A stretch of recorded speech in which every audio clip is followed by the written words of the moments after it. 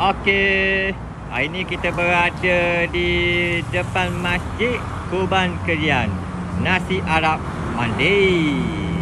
Ya, hari ni kita bersama dengan kak kita jual ni. Kak jual apa kak? Nasi Arab Mandi. Dia ada air. Nampak air dia memang nampak juicy dan lembut. Dia pokok belakang kak? Ada juga sayap. Oh, ada juga sayap. Cuma hari ni kita kat 4 lah belakang. Cumanya kalau kecil kita jual 10. Jual 10? Kalau besar lah kita jual 13. 13? Mana kak aku 10 tadi? 10 besar kali kira ni. Padat lah orang kata dengan nasi. Mana nasi dia? Nasinya ni. Nasi lebih dah ni. Dah, okey nasi lebih. Ni nasi 2 orang makan dah ni kita beli. Ni untuk 2 orang makan. Kita beli lebih. Okey kak. Saya nak tanya satu soalan kak Dai. Ya. Kak buka kedai ni pukul apa? Kalau dapat sejik ni lepas tu. Lepas tu? Siapa habis? Siapa dah setengah. Ada hari cuti tak?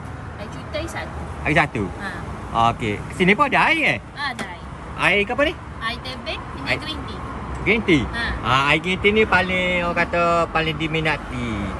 Straw pun ada dah. Disediakan.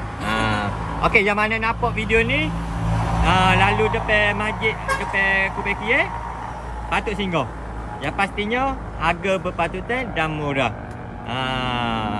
Ya. Kak, terima kasih kak Dai.